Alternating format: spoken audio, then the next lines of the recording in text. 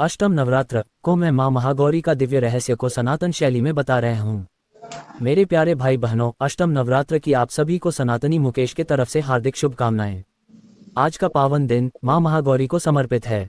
आज इस वीडियो में हम मां महागौरी के गहन रहस्य पर बात करेंगे, पर उनके रहस्य को समझने के लिए पिछली दो देवियों से उनकी तुलना जरूरी है। हमें उनकी पहले की देवियों जैसे छठे दिन की मां कात्यायनी और सातवें दिन की मां कालरात्रि को जानना होगा। अब कात्यायनी, कालरात्रि और महागौरी का आध्यात्मिक क्रम को समझते हैं।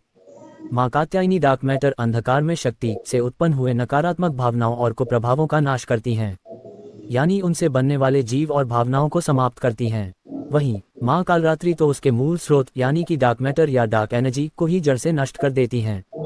इस तरह मां कात्यायनी का ही उन्नत रूप मां कालरात्रि है और मां कालरात्रि से भी अधिक उन्नत रूप है महागौरी है।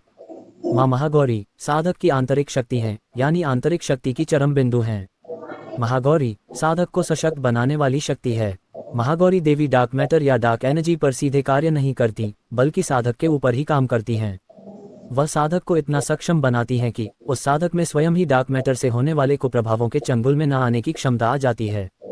महागौरी अपने साधकों को माया, मोह, लोभ इत्यादि दुर्गुणों से आंतरिक आत्म जागृति के द्वारा सजग करती हैं, यानी इन दुर्गुणों को लेकर समझ पैदा करती हैं, जिससे साधक स्वयं में इतना जागरूक हो जाता है कि वह डार्क मैटर या डार्क एनर्जी से बनने वाली भावनाओं या जीवों को तुरंत समझ लेता है और उन्हें परास्त करने की क्षमता उनमें स्वयं विकसित हो जाती है।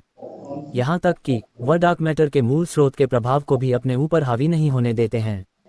तो इस प्रकार मां महागौरी डार्क मैटर के परिणामों या डार्क मैटर पर कार्य न करके साधक के अंदर ही इतनी सामर्थ्य देती हैं कि साधक उस डार्क मैटर और डार्क एनर्जी का स्वयं ही सर्वनाश कर दे। यानी अब एक सामान्य बालिका के स्तर से समझते हैं। हालांकि बालिका सामान्य नहीं होती है, लेकिन अंतर के लिए मैं सामान्य शब्द का उपयोग किया।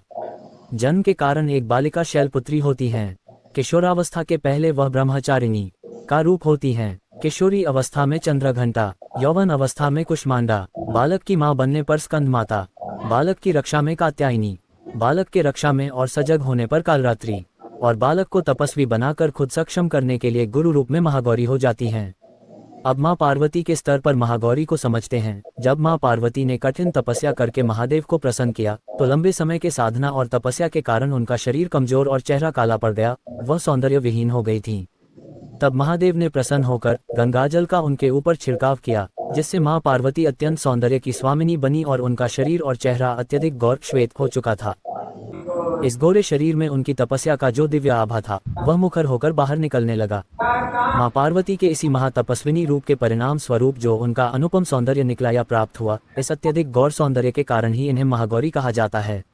अगर वीडियो पसंद आया हो तो चैनल को सब्सक्राइब करें, वीडियो को लाइक और शेयर करें।